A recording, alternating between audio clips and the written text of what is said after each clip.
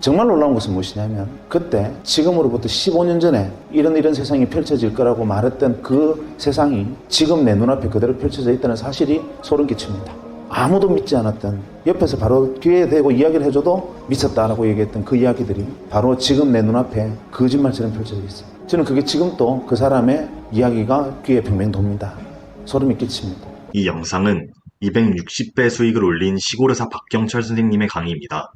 이 강의는 수많은 투자자들에게 큰 영감을 주었으며 개인적으로 정말 대단하다고 생각하는 분입니다. 비록 2008년 내용이지만 여전히 많은 사람들에게 회자되고 있는 일명 W를 찾아서라고 불리는 강의입니다. 이 강의는 트레이딩이 아닌 투자 관점에서 주식이나 코인 투자를 어떻게 접근해야 되는지를 알려주며 박경철 선생님이 본인 경험을 토대로 어떤 사고방식을 통해 종목을 찾았고 수익을 냈는지 상세하게 소개합니다. 이 내용은 코인 투자에도 적용이 가능하며 큰 영감을 주니 끝까지 시청해보시는 것을 권장합니다. 그럼 지금부터 시작하겠습니다. 제가 서울에 있는 모 경제연구소에 근무하는 친구한테 제게 전화가 왔습니다. 전화가 와서 그래 오랜만이다 하고 전화를 받으니까 다짜고짜 이렇게 말을 하는 거예요. 좋은 강연이 있는데 하나 들으러 오지 않겠느냐 이렇게 말해요. 그래서 제가 무슨 강연이냐 물어보니까 미래사회 트렌드에 대해서 프랑스 유학을 갔다 온 아주 똑똑한 친구가 이 강연을 하는데 이게 들어두면 굉장히 좋은 강연일 거라고, 일생에 좋은 기회일 거라고 이렇게 말해요. 그래서 제가 그때 그 친구 보고 이렇게 말했습니다. 지금 경제 강연 들으러 간다고 병원 비워놓고 갈 상황이 아니다. 말 같지도 않은 소리 하지 말아라. 전화를 끊으려 하니까 이 친구가 뭐라 하느냐 하면은 이 강연을 안 들으면 평생 후회할 거래요. 그래도 제가 시끄럽다고 전화를 끊었죠. 그런데 되게 여러분들은 안 그렇겠지만 사람이 자기에게 좀 못난 사람들은 누가 평생 후회한다는 둥, 일생일대의 기회라는 둥 이런 말을 하면 그 말이 귓가에 계속 뱅뱅 돕니다. 그래서 누구를 데려갈까 고민을 하다가 아무리 사방을 돌아봐도 그 시간에 강연 들어갈 친구가 없어요. 평일날 오후, 그러니까 수요일 오후 3시에 하는 강연에 참석할 직장 다니는 멀쩡한 친구가 누가 있겠습니까? 그래서 누구를 데려갈까 고민하다가 한 명이 딱 압축이 됐는데 그게 누구였느냐 하면 텍사스 주립대학에서 MBA를 마치고 와서 1년째 백수하던 친구가 있었어요. 제가 강연 들어가지 않을래 그러니까 언제 어디서 하는 무슨 강연이냐 물어보지도 안 하고 그래 가자 그러는 거예요. 그래서 이 친구 같이 가기로 했습니다. 이 친구가 동대구에서 기차를 타고 대전역으로 오고 저는 대전역에서 만나서 같이 서울의 연구소로 갔습니다. 연구소 강연장에 들었으니까 이 강당보다 한 절반 정도 되는 강당에 좋은 의자들이 한 50개 놓여 있었고 거기에 꽉 차 있었습니다. 연구원들이. 그러니까 박사급 연구원들이 쭉 앉아 있었는데 이분들이 좋게 말하면 프라이드고 나쁘게 말하면 자만심이 이 폐속까지 부풀어 있는 사람들입니다. 한국 최고의 경제연구소에 있다는 사실만으로 어깨에 풍선이 이만큼 들어있던 사람들이었습니다. 그래서 자만심이 엄청난 곳이었죠. 그러니까 간에 그 정도로 이 교만함이 있어서 프라이드가 강한 사람들이 쭉 앉아 있었고 저희들은 외부에서 청강했으니까 제일 뒤에 앉았습니다. 문제는 강연이 시작되고 터졌습니다. 강연이 시작되고 얼마 안 돼서 한 10분 정도 지나니까 뒷줄부터 한 명씩 일어서서 나가기 시작했는데 한 30분 정도 지나니까 다 나가고 앞줄만 몇 명 남고 외부에서는 저희들만 달랑 남았습니다. 대개 그 이유는 강연 내용에 문제가 있었기 때문인데 아무리 강연 내용에 문제가 있어도 그렇지 전원이 퇴장해버리는 경우는 놀라운 일이 있어요. 이유가 뭐냐면 이분이 들어와서 강연을 하는데 강연 주제가 기가 막혔습니다. 제일 먼저 칠판에 제목을 적었어요. 뭐라고 적었냐면 W 이렇게 적더니만 다짜고짜 뭘 하냐면 그리 멀지 않은 미래에 이 W 세상이 온다는 겁니다. 그리고 이 안에는 은행도 들어오고 증권사도 들어오고 이걸로 핵무기도 만들고 전쟁도 이걸로 한다는 겁니다. 딱 들으면서 저는 어떤 생각을 했느냐 하면 저 친구 테트리스 게임 개발하다 미쳤구나. 혹은 망상장애 같은 정신질환이 있구나 이렇게 생각을 했습니다. 저뿐만 아니라 트렌드나 경제, 그 현상을 연구하는 전문학자들도 저는 저거 과대망상성 환자다라고 배척하고 다 일어나서 나가버렸습니다. 93년도에는 이런 이야기를 하면 그것은 정신병자입니다. 그래서 그때 당시에 웹의 개념이라는 것은 여러분 잘 모르시겠지만 모자익이라는 것이 그때가 소개되던 시점이었고 그때라도 이런 그래픽 기반의 웹 서비스가 이루어질 것이라고는 아무도 상상하지 못하던 시절에 이 사람이 조만간에 그런 세상이 온다라고 얘기를 하는 겁니다. 아마 제가 여러분에게 내일부터 나주대학에서 각자 로켓 추진기를 한 개씩 지급할 겁니다. 학교에서 그거 타고 집에 가십니다. 이렇게 이야기하는 것과 같은 얘기입니다. 강연이 끝나고 연자가 너무 반응들이 황당했으니까 자기도 민망해서 머리를 긁으면서 그냥 문을 열고 나가는데 아무도 박수 친 사람도 없었고 아마 그 연구소에 그 전에도 그 위에도 그런 일은 없었을 겁니다. 그 사람 그냥 나갔습니다. 쫓겨나듯이. 저도 이제 강연이 끝났으니까 저를 초대했더니 옆에 연구소 친구 보고 이따위 강연을 들으려고 지금 대전 시민을 내팽개쳐 두고 내가 여기 앉아 있어야 되느냐 항의를 했더니만 연구소 친구가 자기도 이럴 줄 몰랐대요. 미안하다 이래요. 할 수 없다 나가서 이제 저녁이나 먹고 놀러 가자 하고 이제 일어서는 순간 갑자기 제 오른쪽에 앉아있던 백수가 자리를 팍 차고 일어서더니만 저보고 빨리 돈 10만 원만 달래요. 10만 원은 뭐하게? 그러니까 너네들끼리 지내 먹고 따로 놀아라. 나는 저 W하고 이야기 좀 하고 가야 되겠다. 따로 갈게. 경비 좀 돼. 이렇게. 네가 저 사람하고 무슨 얘기를 하느냐? 이러니까 강연에 깊은 감명을 받았대요. 제가 두 번째 백수에 대한 이해를 했습니다. 백수는 보통 사람과 감정 반응이 틀리는 겁니다. 그래서 제가 백수 보고 이렇게 말했습니다. 내가 볼 때는 니나 자나 상태가 비슷하다. 너네들끼리 이야기해봐 서로 도움 안 되니까 그냥 가서 지내 먹고 집에 같이 가자. 이러니까 막무가내예요. 그래서 할 수 없이 이 경비 여비를 좀 떼주고 우리는 같이 친구하고 지내 먹고 저는 그 길로 대전에 내려가 버렸습니다. 그런데 문제의 백수가 어떻게 했느냐 하면 문을 열고 뛰어나가서 이 W가 주차장에서 차를 달리고 시동을 거는 순간 차문을 열어 제친 겁니다. 잠깐만요. W가 놀라서 왜 이러십니까? 하고 뒤를 고개를 돌아보니까 백수가 그를 쳐다보면서 이렇게 말했습니다. 저는 W를 믿습니다.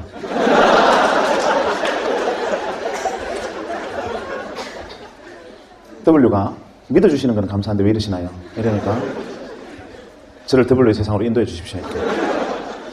옥신각신 하다가 W가 납치됐습니다. 어디로 갔느냐 하면 마포의 공동 노타리에 지금은 많이 없어졌지만 그때 주먹구이집이라 그래서 이렇게 불판에 고기 구워 먹는 집들이 많았습니다.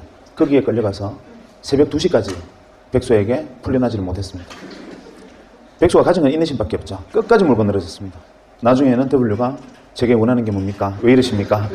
나 집에 가야 됩니다. 이러니까 백수가 제게 W의 세상으로 뛰어들 수 있는 실마리를 던져주면 놔주겠습니다. 이렇게 됩니다. 결국 못 이긴 W가 백수에게 이렇게 하는 것이 어떻겠느냐라는 조언을 하고서야 풀려났다는 후문이 들려왔습니다. 그로부터 한 2, 3년이 지난 다음에 이 문제의 W가 작은 사무실을 하나 냈습니다. 자본금 700만 원으로 알고 있습니다.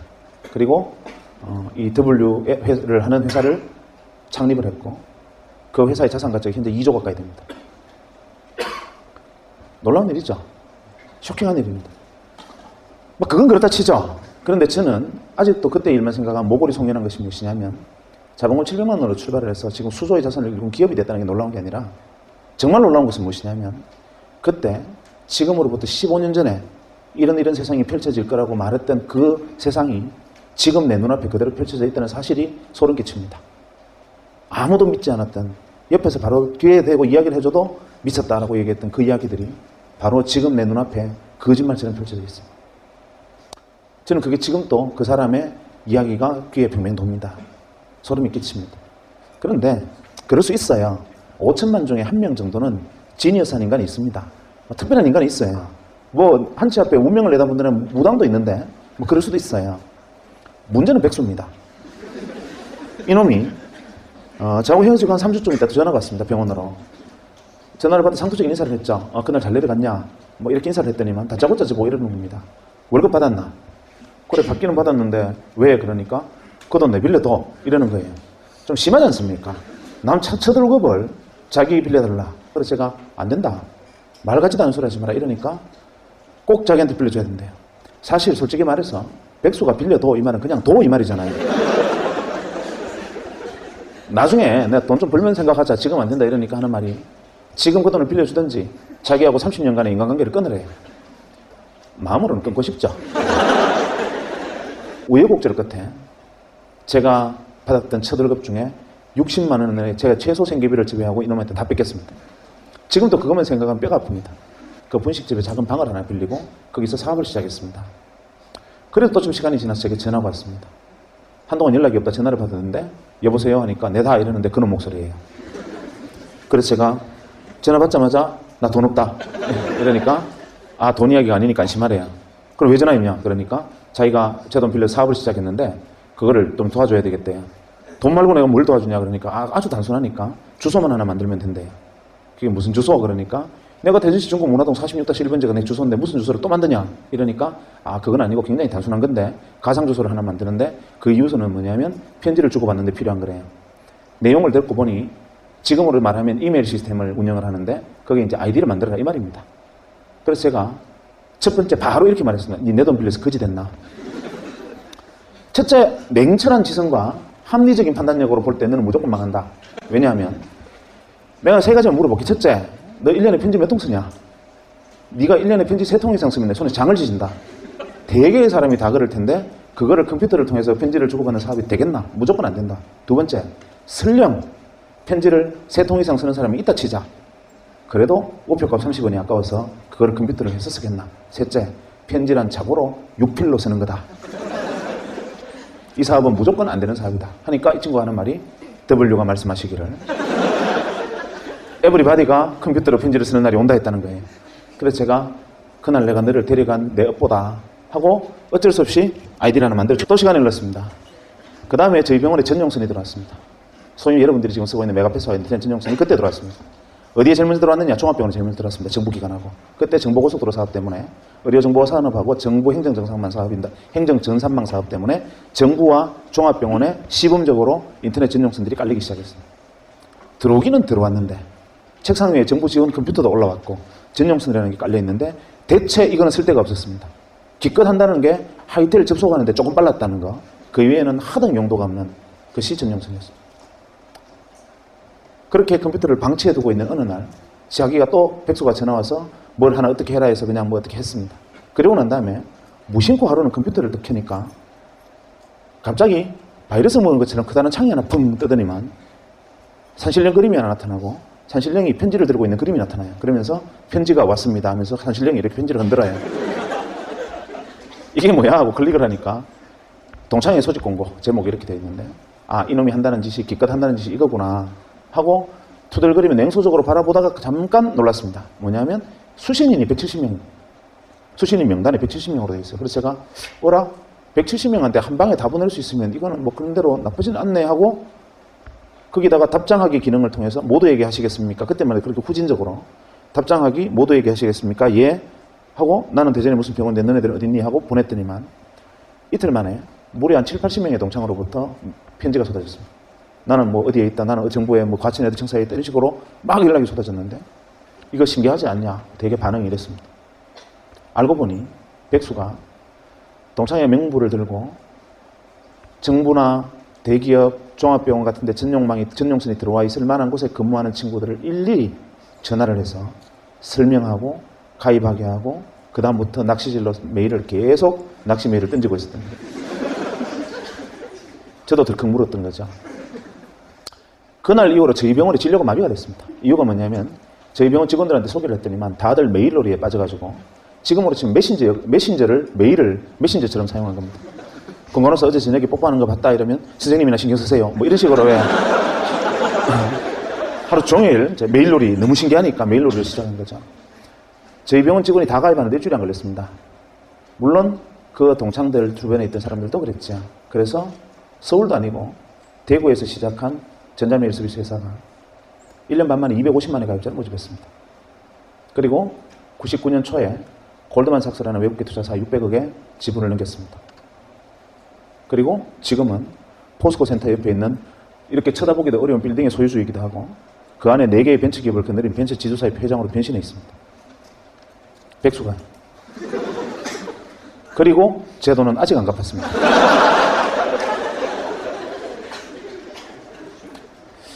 놀라운 일이었죠. 이게 대한민국 최초의 상용 메일 서비스였습니다. 우리나라에서 최초로 상용 메일을 서비스했던 것이었고 정말 엄청난 일이었습니다. 저는 그 과정에서 굉장히 가슴이 아팠습니다. 굉장히 고통스러웠어요. 옆에 지켜보면서. 왜냐하면 이 친구가 잘 된 게 배가 아픈 게 아니라 왜 같은 장소에서 같은 사람으로부터 같은 말을 들었는데 자기도 눈이 2개 있고 저도 눈이 2개 있고 귀는 똑같이 2개 달렸고 같은 귀와 같은 눈을 가지고 똑같은 사람으로부터 이야기를 들었는데 왜 백수의 눈에는 인생을 걸고 뛰어들어야 하는 복음으로 들리고 저한테는 망상장애를 가진 환자의 그냥 기괴한 이야기를 들렸던가. 이게 이해가 안 됐습니다. 왜 이 차이가 도대체 어디에서 온 거냐. 혹시나 미국 가서 MBA 한다고 접시 닦고 온 게 통찰력을 넓힌 것이냐 생각해봐도 그건 아니었죠. 왜냐하면 그때 당시 앉아있던 박사과 연구원들은 그보다 더 오래 있었을 테니까. 그것도 이유는 아니다. 대체 이유가 뭐냐. 고민을 하던 차에 마침 그때 제가 읽고 있던 책에서 답을 구했습니다. 제레미 르프킨 아시죠? 제레미 르프킨이 그때 쓴 책인데 책 제목이 기억이 안 납니다. 그때 허즈반 책이었는데 제레미 르프킨이 쓴 책, 그때는 제레미 르프킨이 아주 자기 초기 단계 저작이었죠. 이런 내용이 있었습니다. 인류가 30만 년 전에 인류가 이제 현생 인류가 한 20만 년, 30만 년 전에 출발을 할 때 현생 인류가 가진 자산은 돌도끼가 유일한 거였다. 그런데 한 20, 30만 년이 흐르고 난 다음에 인류가 가진 자산은 어마어마하게 문명이 발전했다. 그런데 많은 사람들은 착각하고 있다. 무엇을 착각하고 있느냐 하면 지난 30년간 명멸했던, 태어나서 사라져갔던 모든 인류가 이 문명의 발전에 기여했다고 생각하지만 천만의 말씀이다. 인류의 문명이 이만큼 온 데는 0.1%의 창의적 인간이 다른 사람은 보지 못하는 것을 보고 생각하지 못하는 것을 생각하고 다른 사람은 꿈꾸지 못하는 것을 꿈꾸고 여기가 새로운 세상이다라고 어두운 곳에 깃발을 꽂으면 0.9%의 통찰력과 직관을 갖춘 안목 있는 인간이 그것을 알아보고 거기에 뛰어들어서 한 배를 타고 등을 밀고 손을 당기면서 이뤄낸 역사다. 1%의 역사다. 이렇게 말을 합니다. 그래서 제레미 르핀은 0.1%의 창의적 인간과 그것을 따라 알아보고 협력하고 함께 문명을 건설한 0.9%의 안목 있는 인간, 통찰력 있는 인간, 이 1%가 인류 문명을 이끌었고 나머지 99%를 무엇으로 규정했느냐 하면 잉여인간으로 규정했습니다. 잉여인간이라는 말이 그때 처음 등장했습니다. 가슴이 뜨끔하시죠? 잉여인간, 제레미 르핀은 거기다 갈로에서 이런 말을 썼습니다. Organic material. 잉여인간은 organic material이다. 유기물이라는 거죠. 그냥 섭취, 배설을 반복하고 이산화탄소를 뿜어내는 존재. 그 다음에 때에 따라서는 자연계로 돌아가서 동물성 사료가 되기도 하는 그런 존재의 99%. 그래서 항상 0.1%가 새로운 것을 주장하면 0.9%가 함께 그것을 이루어내고 나머지 99%는 매번 세상 참 좋아졌다. 옛날엔 이렇지 않았는데 세상 참 놀랍군. 엄청난 일이야. 계속 이런 말만 하면서 따라오는 사람들 99%로 구성되어 있다는 거죠.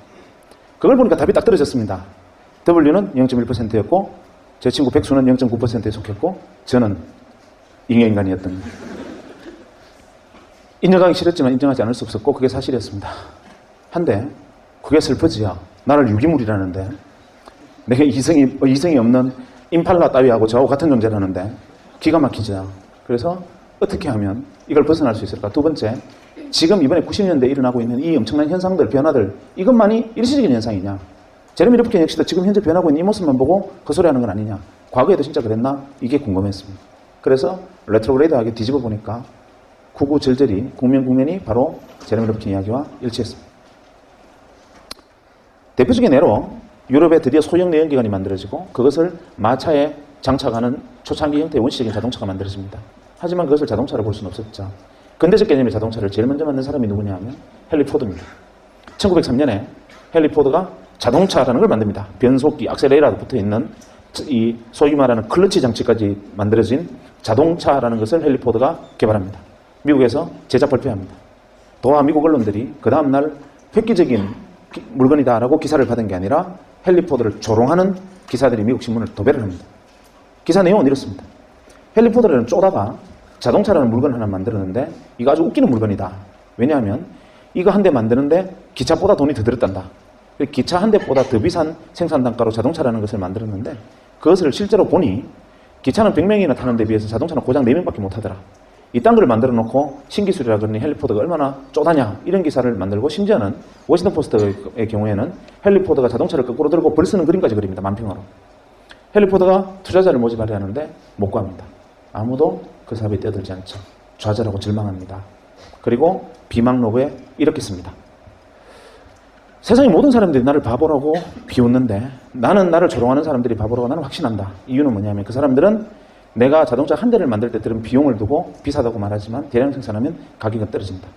두 번째, 기차는 100명이 탈 수 있을지는 모르나 기차는 단점은 정해진 시간에 정해진 길밖에 가지 못한다.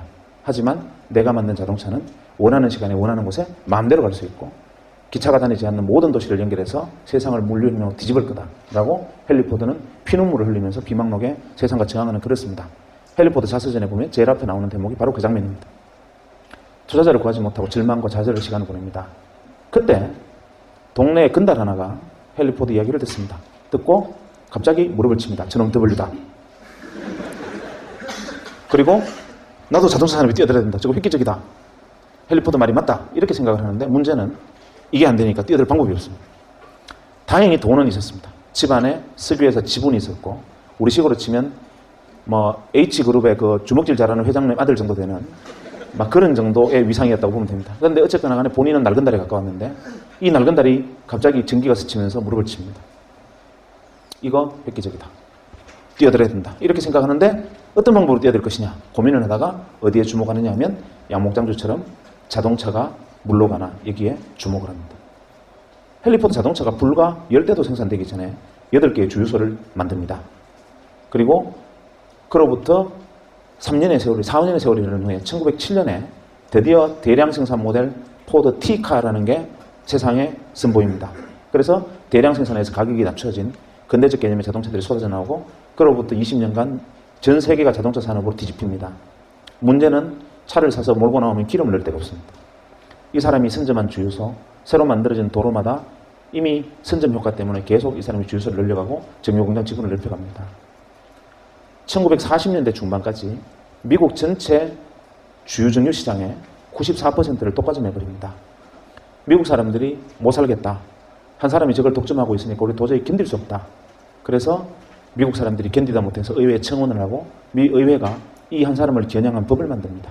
독과점 풀어라. 그것이 여러분이 알고 있는 공정거래법입니다. 놀라운 일이었죠.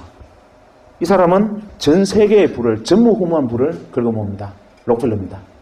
그리고 오늘날까지도 그 시대의 주인이 됐던 록펠러의 영향을 아직까지 미칩니다.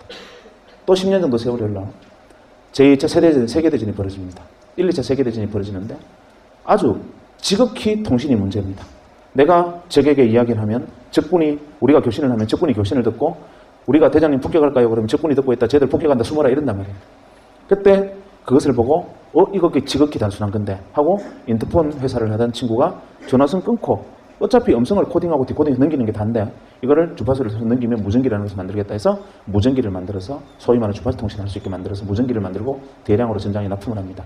그야말로 대박이 터집니다. 단순한 발상의 전환으로. 그리고 오늘날의 모토로라가 그거로 시작됩니다. 1946년에 휴레패커드가 또 10년이 흘러서 트랜지스터라는 걸 개발합니다. IC. 사람들이 만들었나 보다 이러고 있을 때 이 트랜지스터를 이용하면 진공관을 대체하는 전자산업이 발달할 수 있겠다고 믿고 거기에 뛰어드는 그 당시 중소기업들, 그 당시 전자회사들 중에 선점에서 뛰어든 수많은 0.9%의 기업들이 있었습니다. 그리고 기업들은 톰슨, 제네시스, 월프, 필립스와 같은 어마어마한 전자회사로 성장을 해나갑니다. 그리고 1960년대 일렉트로 메카트로닉스 시대, 기계와 전자 문명의 시대로 전 세계 문명을 수십 단계 또 위로 밀어올리고 이 사람들이 시대의 주인이 됩니다. 또 10년이 흘러서 반도체라는 게 만들어집니다. W가 반도체를 들고 나옵니다. 전기가 흐르기도 하고 안 흐르기도 한다. 전기가 깜빡깜빡하는 게 반도체다. 99%들이 묻습니다. 어쩌라고? 이때 그것을 보고 이것이 이 강당만한 애니악 대신에 개인의 책상 위에 올려놓을 수 있는 컴퓨터를 이걸로 만들 수 있겠다고 생각하고 창고에서 조립해서 퍼스널 컴퓨터를 만드는 사람이 생기고 그것으로 다시 80년대가 컴퓨터의 시대로 또 한 시대를 업그레이드하고 새로운 문명이 발달하고 시대의 주인들이 무수히 등장합니다. 그리고 90년대 제가 만났던 바로 그 시대가 돌아왔습니다.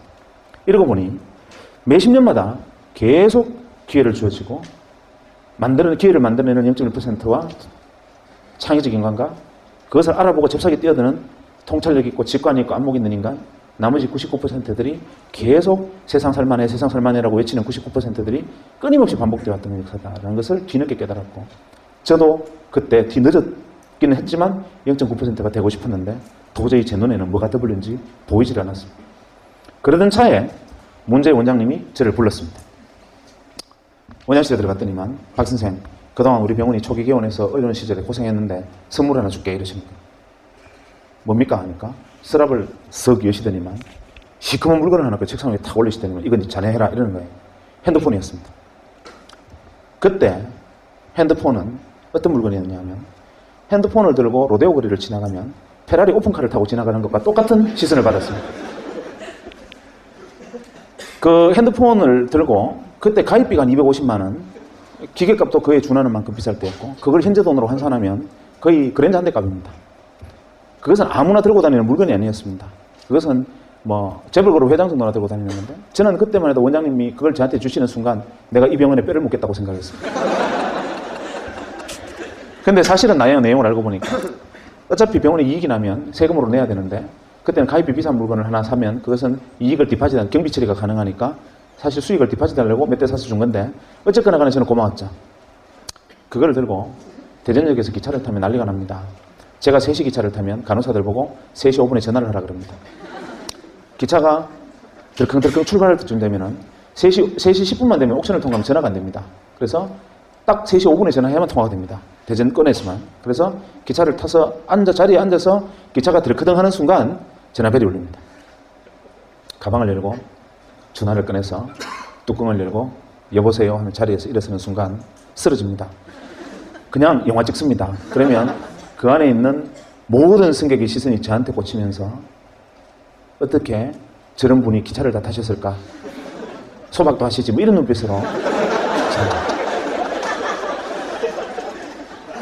그런 물건이었습니다. 그거를 들고 고향의 친구들 모임에 가서 자랑을 했습니다. 너네들 이게 뭔지 아냐? 핸드폰인데 구경해봤나? 이러니까 다들 막 신기해서 막 만지는 거예요. 제가 다른 버튼은 다 눌러도 되는데 녹색으로 샌드라고 써 있는 건 절대 누르면 안 된다. 이렇게 얘기하면서 이제 애들이 만지는 걸 보고 제가 이렇게 말했습니다. 야, 지금은 우리가 페이저, 삐삐를 차고 다니지만 그리 멀지 않아서 언젠가 이놈도 좀 싸지면 우리도 핸드폰 다 들고 다니는 시절이 오지 않겠냐. 이렇게 무심코 말을 했는데 제 친구들이 전부 다 하나같이 무슨 소리 하느냐는 거예요.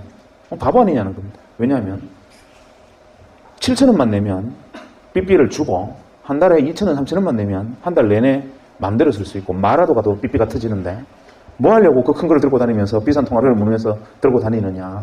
그거는 아무나 쓰는 삐삐만 해도 충분하다. 이건 핸드폰이라는 것은 상용화될 수 있는 물건이 아니다. 다들 놀랍게도 전원이 반응이 그랬습니다.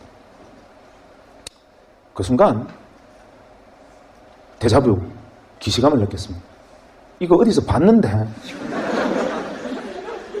이 장면을 내가 어디서 지금 예전에 어디서 한번 경험한 듯한데 이게 뭐지? 하고 생각해 보니까 예전에 해리포터의 자서전에서 읽었던 해리포터 이야기를 100년이 지난 다음에 서로 핸드폰 대신 자동차 대신 핸드폰이 되고 서로 친구들과 제가 이야기를 주고받고 있다는 사실을 깨달았습니다. 그래, 이게 W구나. 갑자기 눈이 번쩍 뜨는 거죠. 그리고 뒤도 돌아보지 않고 병원으로 달려가서 총무과에 전화를 했습니다. 이거 어디서 샀느냐 물어보니까 한국이동통신 주식회사라는 회사가 있는데 거기 가입을 했고 기계는 모토로라는 미국계 회사래요. 그 길로 여기 뛰어들어야 된다 생각을 했지만 뛰어들 방법이 없죠. 배운 거는 칼질하는 것밖에 없는데 제가 그걸 할 수 있는 방법은 없고 그렇다고 가운 벗고 이동통신 대리점 할 수도 없고 이걸 어떻게 하면 될까 생각할까 고민하다가 이 회사의 주식을 사면 되겠다 말했습니다. 그래서 이 회사의 주식 투자를 해보려고 주식을 사보려고 보니까 공기업이라서 거래가 안 돼요. 그때 한국이동통신 지금 SK텔레콤 전신은 공기업이었습니다. 그런데 마침 SK그룹으로 넘어간다는 소리에 한국이동통신 주식회사를 다니던 사람들이 자기가 가지고 있던 자사주를 명동 사채시장에 내다 팔고 있었습니다. 그때 당시 명동 사채시장에 가면 금강 구두표 10만원짜리 8만원, 엘칸토 구두표 10만원짜리 7만원, 한국이동통신 주식 2만원, 대량 입하, 대량 구매 시 협의 가능, 이런 식으로 벌럭벌럭 하면서 이 종이들이 붙어 있었습니다. 저는 사실 그때 그 내용을 정확히는 이해를 못했지만 왠지 뛰어들어야 된다고 생각했고 가서 월급만 받으면 제 생활비를 제외하고는 가서 무조건 그때 그 한국이동통신 자사주를 샀습니다. 그리고 바로 얼마 안 돼서 SK로 넘어가서 SK텔레콤이 되고 주식시장에 상장이 됐는데 무려 6만 5천 원이 된 거예요. 야, 이거다 라고 생각을 했으나 W에 올라탔는데 3배의 수익을 냈다는 것 자체로 W라고 보기 좀 어렵지 않습니까? 그래서 이게 W가 아니었나? 이렇게 생각하다가 아니야, W 맞을 거야 생각하고 그래도 6만 원을 해도 사자 하고 월급 생기면 주식을 샀습니다.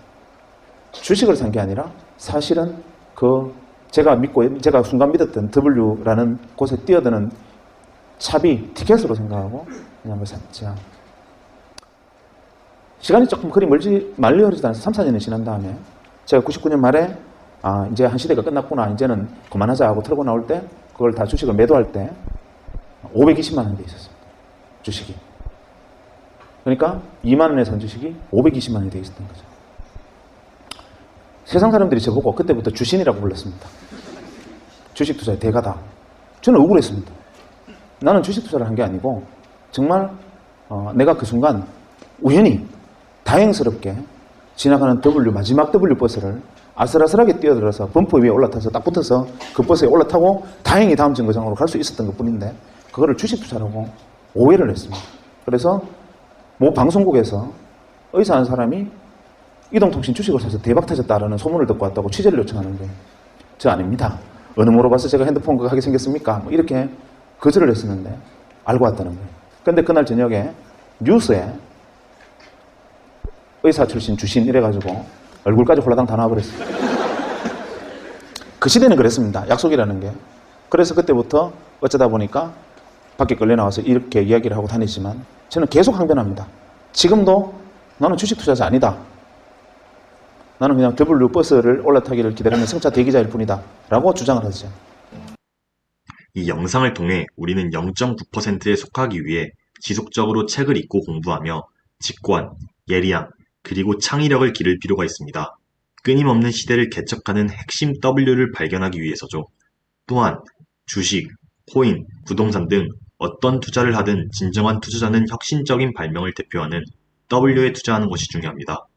알트코인들은 항상 자신이 W라고 주장합니다. 하지만 우리 스스로가 판단해서 모두 자신만의 W에 대한 확신과 신뢰를 가지고 오랜 기간 인내해야 합니다.